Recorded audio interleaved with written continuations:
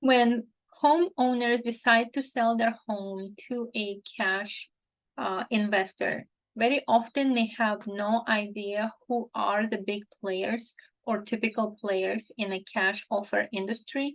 And because they don't differentiate between different type of players, they end up in a situation that is far from ideal. Let me go over the 3 types of cash offer investors whom you are more likely to encounter and what to expect from every encounter. So the very first cash offer type of encounter that you're going to likely to have is somebody whom we called a wholesaler. Who is a wholesaler? Wholesaler is somebody like a hunting dog. He's there to sniff out a potential signs of a live one, means somebody who might be selling their home.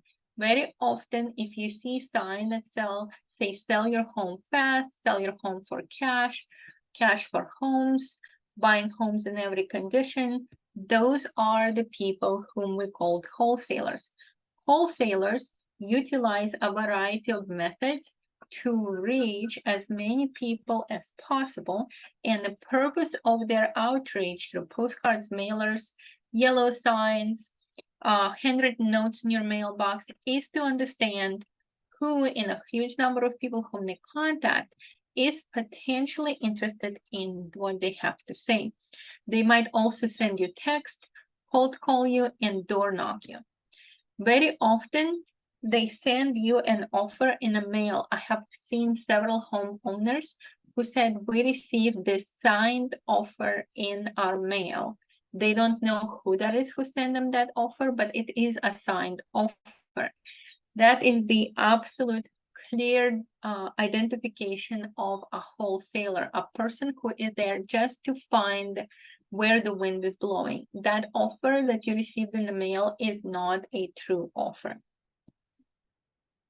Typically, wholesalers are younger investors who are just starting in the business. They don't really have money of their own. They're working with investors or they're working for themselves and selling their services to investors in order to identify potential vulnerable homeowners who might be vulnerable to their pitch.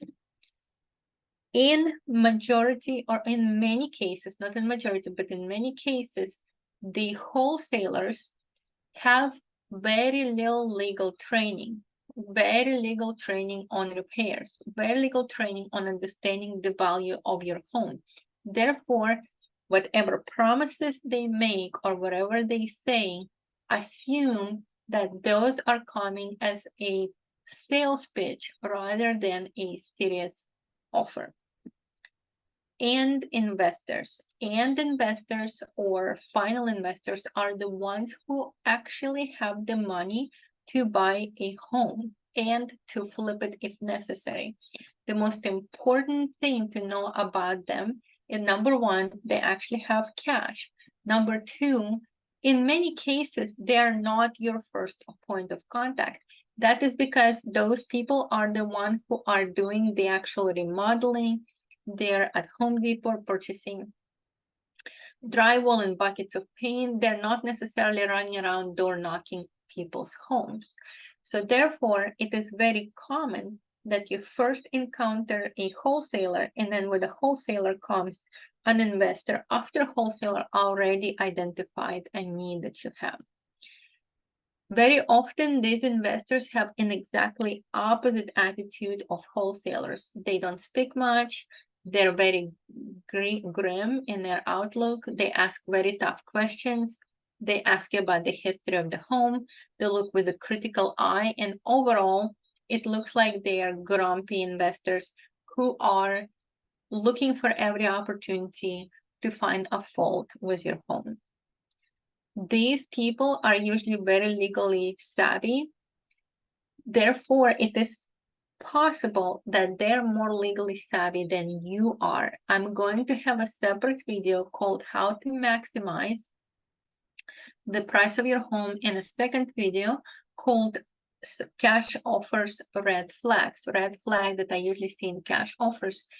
I'm going to teach you how investors can sometimes use legally questionable techniques to put you at a disadvantage.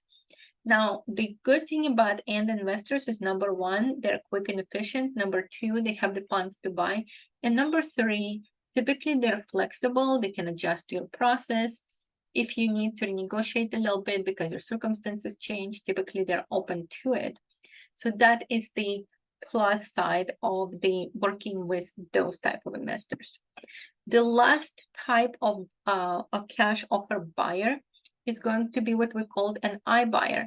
An iBuyer is a company, typically but iBuyer is not going to be a company like We Buy Ugly Homes. It is going to be a company that you see advertising on TV, such as Open Door, OfferPad. In the past, it used to be Knock. There's several companies that are constantly sending out mailers. They're sending out some kind of brochures. So if you see them consistently in the mail, we would call them iBuyers. So the specifics of dealing with an iBuyer is very different from dealing with any other buyer. Number one, iBuyers such as Zillow, such as Open Door and Redfin, they don't only buy homes, cash buy homes. They also offer additional services such as helping you to locate and buy your next home, potentially providing a loan. Many other services can be explored with those companies. When you approach them, you're entering a kind of like a call center like environment. Sometimes that call center is in another country. You're dealing with a big institution where you have case managers rather than investors, and you typically have less personal handling of your case. Very often, these type of companies, when you try to approach them, especially if you're in new construction areas that are not well established, areas that sometimes have a very difficult, very slow sale process, sometimes they will say that they do not offer coverage in those areas. So those companies are a little bit more picky about the areas where they provide services. The most important thing to know about these companies, which we call iBuyers, is number one, they're extremely reliable. If they've made an offer to you, they're not going to, in most cases, they're not going to change anything or pull the rug from under you. They're not likely to engage in some kind of shady processes. They're big national companies traded on stock market. So their reputation is very important to them. But also on the opposite side of that spectrum is the fact that they have been in the business for a while. They handle hundreds and thousands of requests for their services on any given week. Therefore, they're very inflexible. They have their own process, and it is not that easy to make their process sometimes to fit your change of circumstances. Therefore, when dealing with those companies, just understand that you are no longer in charge of a transaction, but they are if you start to work with them. While if you talk about this kind of an investor, you're kind of in charge of a transaction and an investor is playing the second fiddle. In the iBuyer situation, they're the alpha and you are the sigma, so to speak. That is all that I wanted to say to you about the type of investors whom you're going to encounter. I'm going to make a couple of more videos to go over how to maximize the price of your home, what kind of red flags to watch out for, and the pros and cons of actually dealing with investors. Thank you so much for watching, and I'll see you. Oh, forgot to say, is your cash buyer a real buyer? So this is actually a very good question.